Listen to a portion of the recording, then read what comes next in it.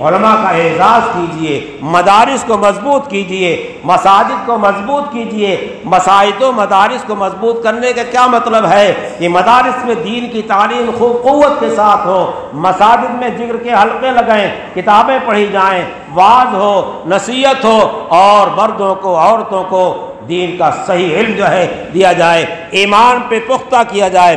اس کے جو ہے لیے تدبیریں کی جائیں، اسکیمیں کی جائیں، مردوں کے مجالس کی جائیں، عورتوں کے مجالس کی جائے، مردوں کو صحیح دین پہنچایا جائے، عورتوں کو صحیح دین پہنچایا جائے، یہ ہماری ذمہ داری ہے۔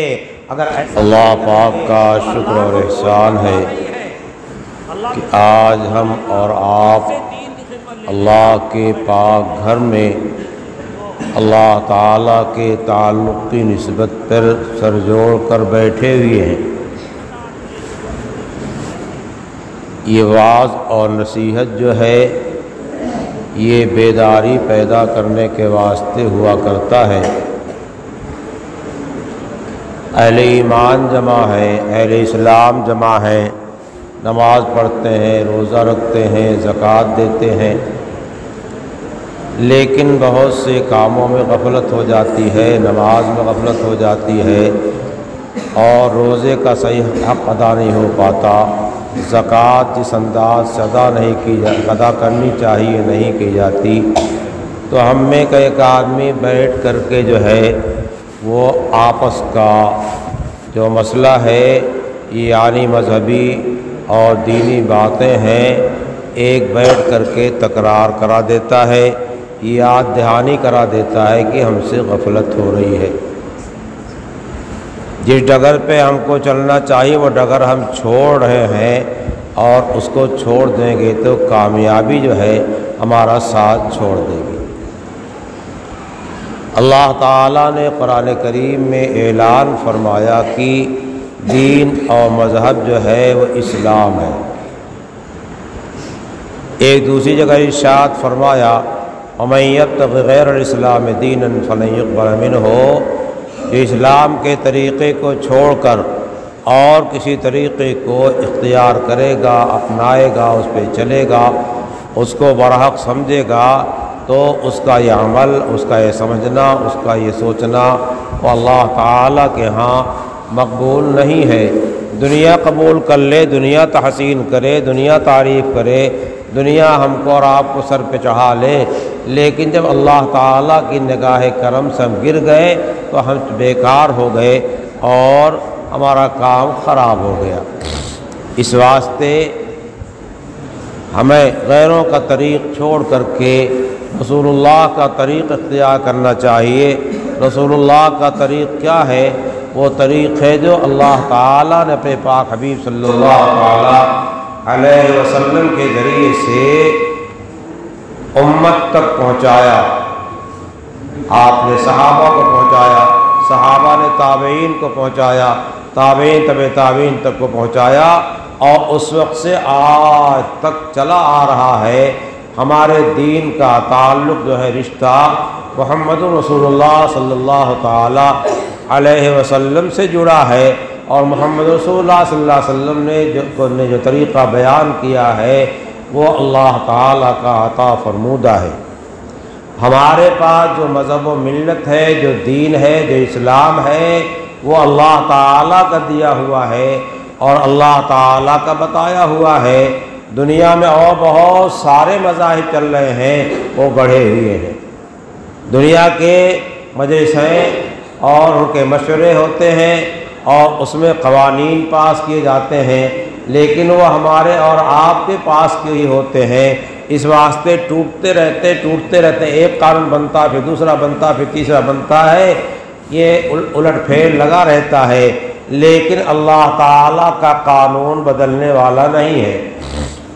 آدم علیہ السلام سے لے کر محمد رسول اللہ صلی اللہ تعالی وسلم تک جتنے انبیاء کرام اور رسول علیہ السلام تشریف لائے، ان تمام حضرات نے ایک تعلیم دیا، قولوا لا الہ الا اللہ تفلحوا۔ کامیابی جو ہے لا الہ الا اللہ کے پڑھ لینے میں اور اس کا اعتقاد رکھ لینے میں اور اس کے مطابق زندگی گزارنے میں ہے، اس کے خلاف میں کامیابی نہیں ہے، فلاح نہیں ہے۔ عقائد جتنے ہیں وہ سارے کے سارے آدم علیہ السلام سے لے کر کے محمد رسول اللہ صلی اللہ علیہ وسلم تک ایک ہیں، البتہ مسائل میں فرق ہوا ہے۔ آدم علیہ السلام کے زمانے میں آپ جانتے ہیں آدم علیہ السلام کا نکاح حضرت حوا سے ہوا اور وہ ان سے پیدا۔ آدم علیہ السلام کے بیٹوں کا نکاح ایک دوسرے سے ہو جاتا تھا۔ اتنا فرق تھا، اتنا امتیاز رکھا جاتا تھا کہ جو بچے بچیاں ایک ساتھ پیدا ہوتے تو ان کا نکاح آپس میں نہیں ہوتا تھا۔ یہ تفصیل اپنی جگہ پر ہے اور قرآن نے اس طرح کے واقعات کو ذکر کیا ہے۔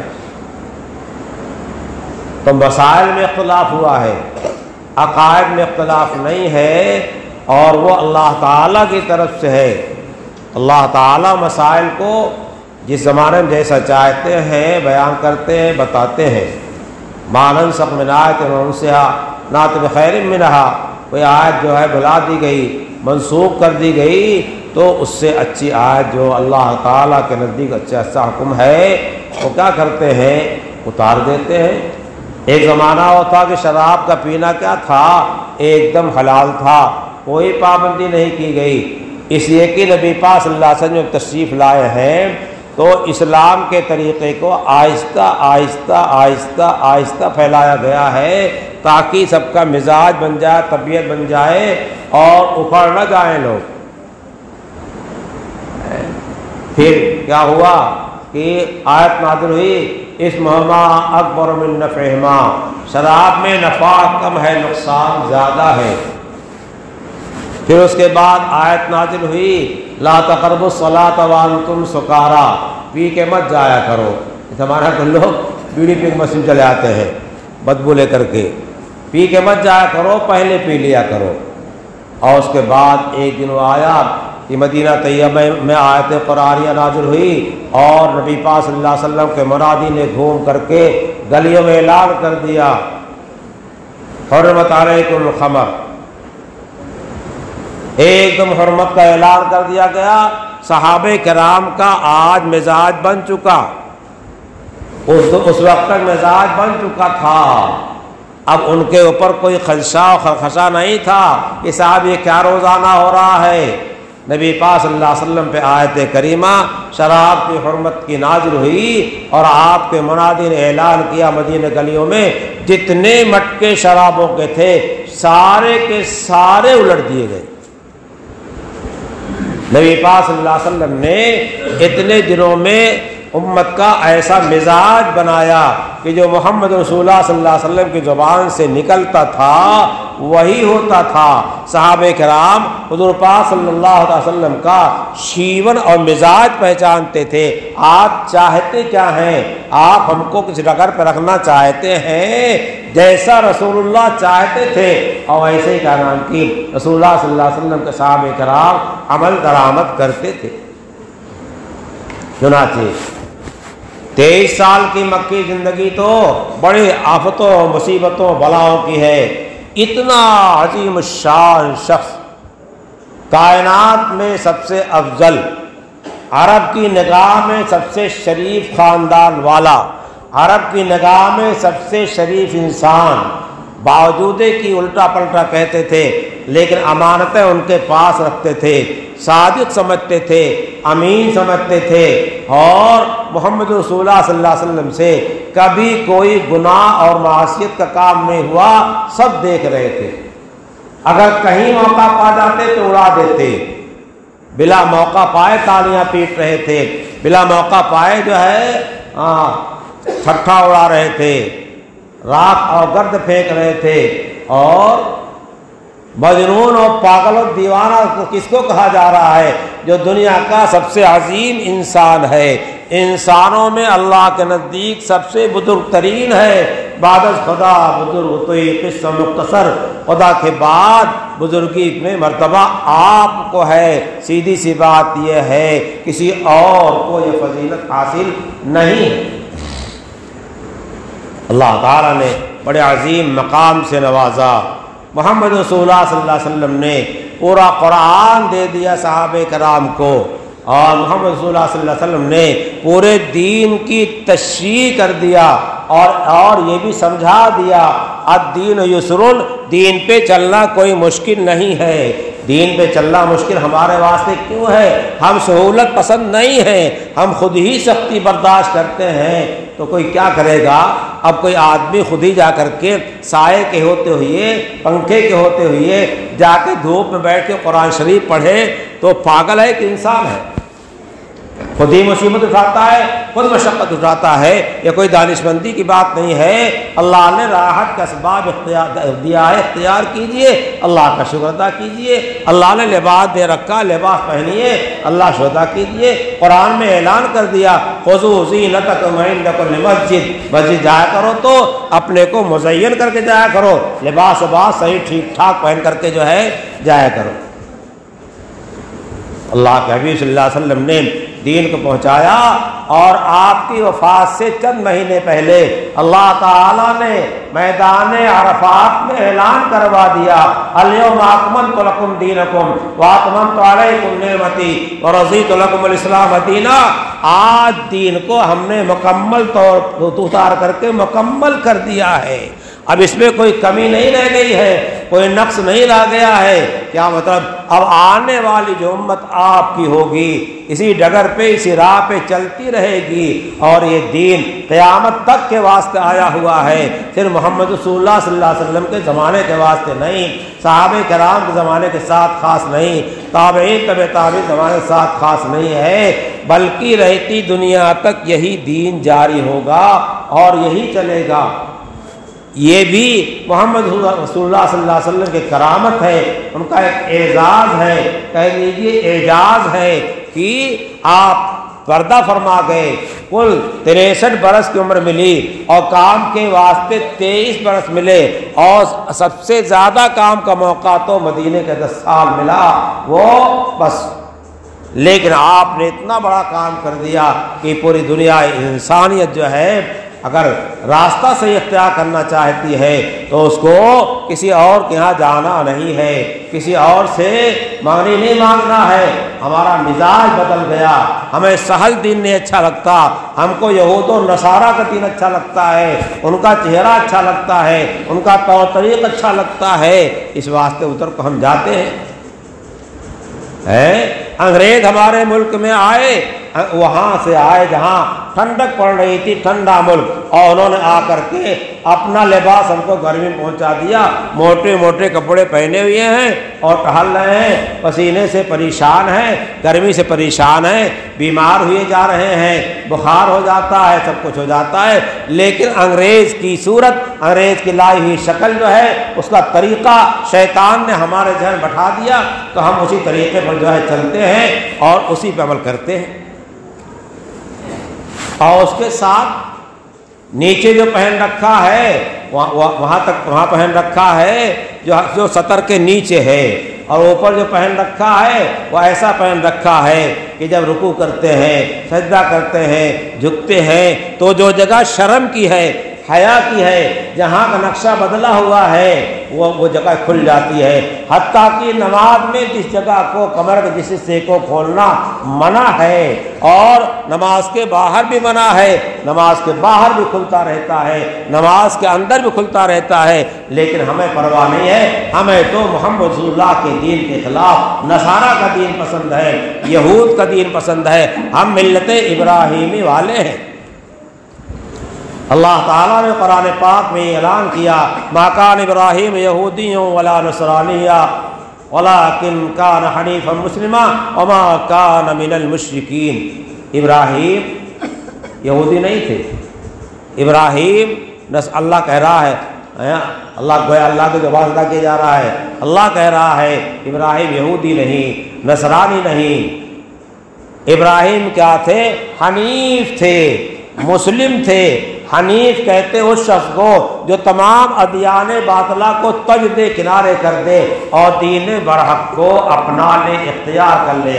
اپنانے کا مطلب کیا ہے؟ اپنے ہر عمل میں اسی کو اس کے ہر عمل سے یہ ظاہر ہو صاحب ہاں یہ اسلام کا طریقہ ہے، اللہ والوں کی پہچان میں لکھا ہوا ہے اذا رؤوا ذکر اللہ، اذا ذکر اللہ، ان کو دیکھ کر کے اللہ یاد آ جائے، وہ اللہ اللہ کرتے ہیں، ہم بھی اللہ اللہ کرنے لگیں اور ان کو دیکھ کے اللہ یاد آ جائے، یہ بندہ خدا آ رہا ہے، یہ اللہ والا آ رہا ہے۔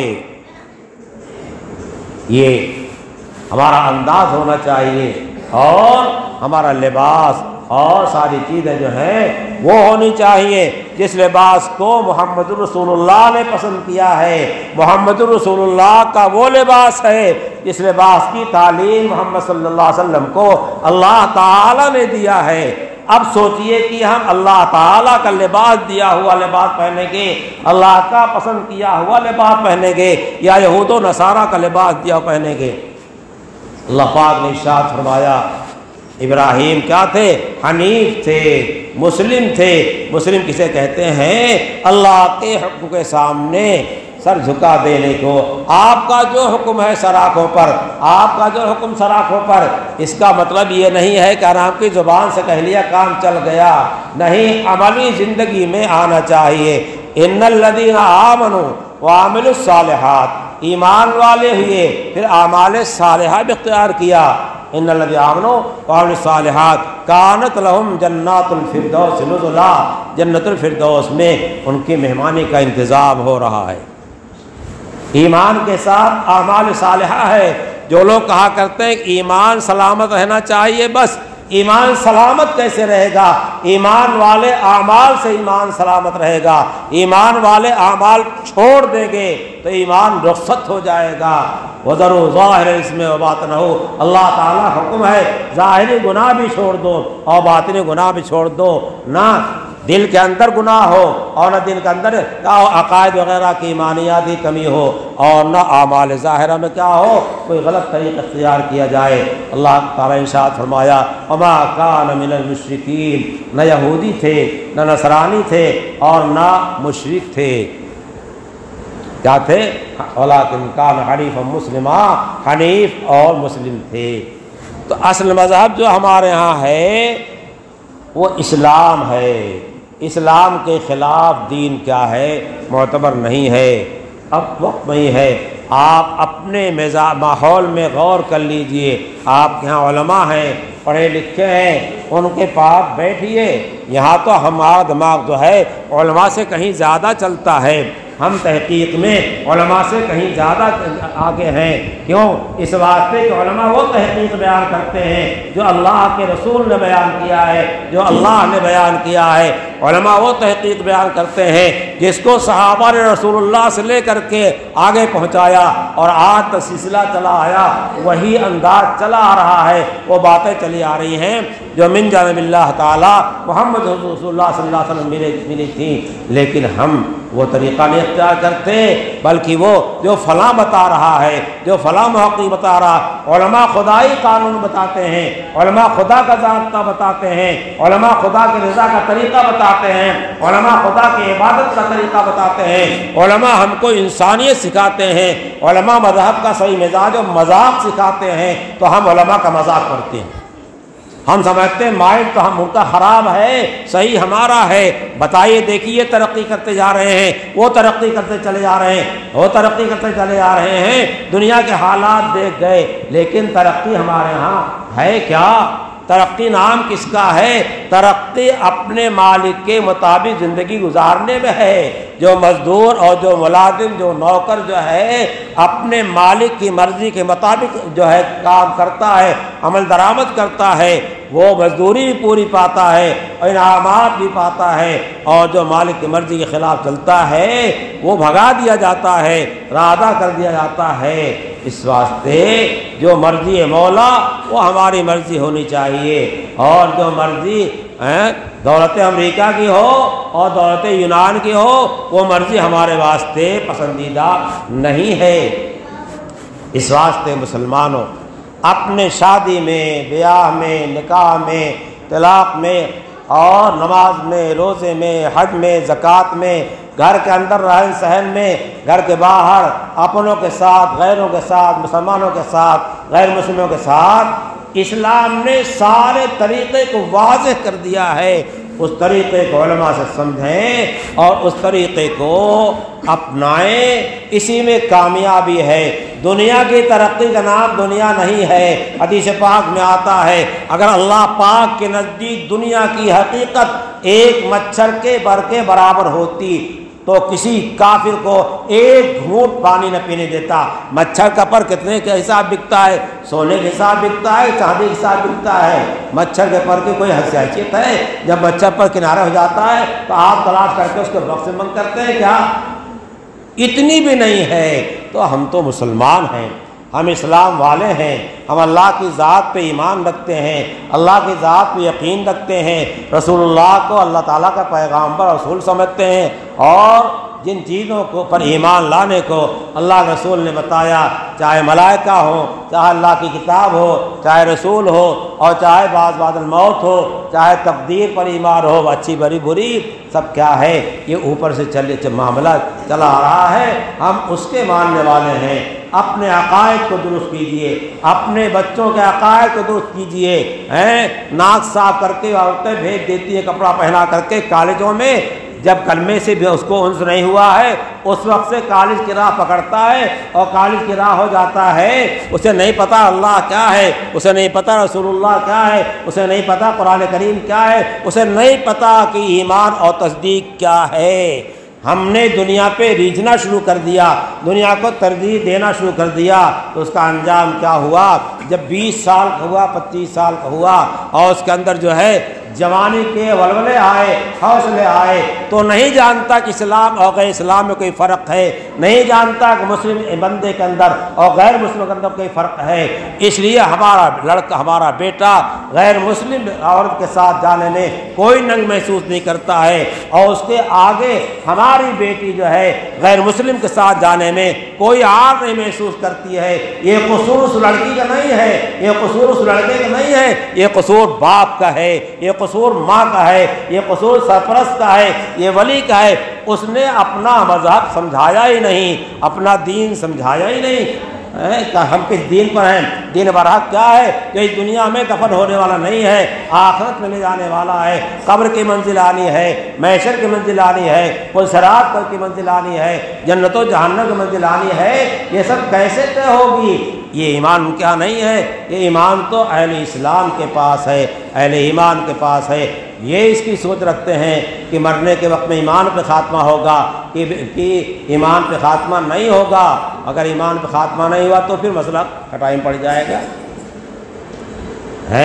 باپ اگر صالح ہے تو باپ کی میراث دین ہے، باپ کی میراث جائیداد تو ہم سمجھتے ہیں، اس کی دکان سمجھتے ہیں اور اس کی فیکٹری سمجھتے ہیں، لیکن باپ کی میراث جو ہے دین کو نہیں سمجھتے۔ باپ کا علم بیٹے کا اگر نہ مستحضر ہو پھر پسر وارث لائق میراث پدر کیوں کرو؟ باپ کے اندر جو دین ہے وہ دین منتقل کرے باپ اپنے بیٹوں کی طرف۔ باپ کے اندر جو اللہ کا تعلق ہے، اللہ کی محبت ہے، اللہ پہ ایمان، اس کو منتقل کرے۔ اسی واسطے کہا جاتا ہے کہ بچوں کے واسطے سب سے پہلا مدرسہ جو ہے وہ ماں کی گود ہے، اور اس کو انگریز نے سمجھا تھا۔ اسی بنیاد پر انگریزوں نے ہندوستان میں آ کر کے اپنے پوپوں کو بلا کر کے مشورہ کیا ہے، تو انہوں نے وہاں یہ بات طے ہوئی ہے کہ نسواں کالج قائم کیے جائیں اور ان کی لڑکیوں کو، بچیوں کو شروع سے ان کالجوں میں لا کے رکھا جائے تاکہ جو عقیدہ ان کے بچوں کا بچپن میں پختہ ہو جاتا ہے وہ پتھر پہ لکیر کی طرح ہوتا ہے، یہ ختم کر دو۔ ان کے ماؤں کو بے ایمان بنا دو، ان کے ماؤں کو دنیا دار بنا دو، ان کے ماؤں سے اسلام ایمان چھڑوا دو، ان کو انگریز بنا دو، پھر ان کے بچے انگریز بن جائیں گے۔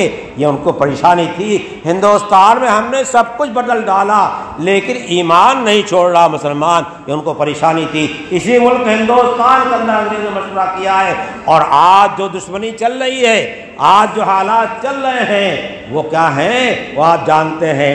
اسلام کا کوئی کچھ نہیں بگاڑ سکتا، جو اسلام پہ رہے گا اس کا کوئی کچھ نہیں بگاڑ سکتا۔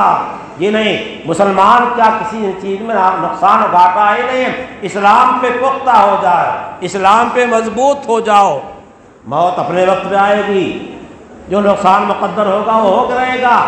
ان کے ہاتھ میں، ان کی گود میں بیٹھ کر کے، ان کے کلچر کو اختیار کر کے ہم ترقی نہیں حاصل کر سکتے ہیں۔ ہم ترقی حاصل کریں کس بات سے کریں گے؟ جس کو اللہ نے ارشاد فرمایا ان الدین عند اللہ الاسلام ومن یبتغ الاسلام دینا فلن یقبل منہ۔ وقت زیادہ ہو گیا ہے، میں نے اجمالی طور پر آسان بیان کر دیا۔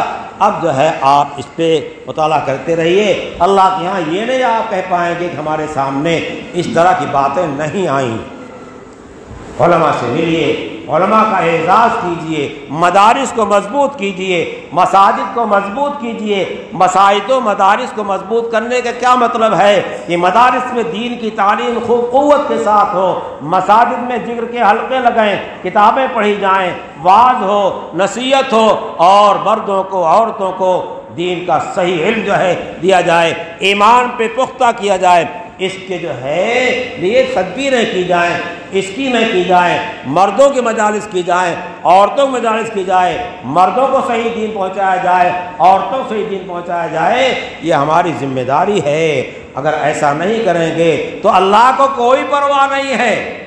اللہ دوسری قوم لائے گا، ان سے دین کی خدمت لے لے گا، ہمیں ڈھکیل دے گا۔ اس دن سے بچو اور اس دن سے توبہ کرو، استغفار کرو۔ اللہ ہم سے ناراض ہو کر کے ہمیں ردی کی ٹوکری میں نہ ڈال دے، گندے گڈھے میں نہ ڈال دے، بلکہ اللہ سے مانگتے رہو، اے اللہ ہمیں اسلام کی حقانیت سمجھا دے، اسلام پہ پختہ فرما دے، جب تک زندگی رہے اسلام اسلامیات جینا نصیب فرما۔ وقت آوے تو کریم آقا ایمان کے ساتھ اپنے سے ملا۔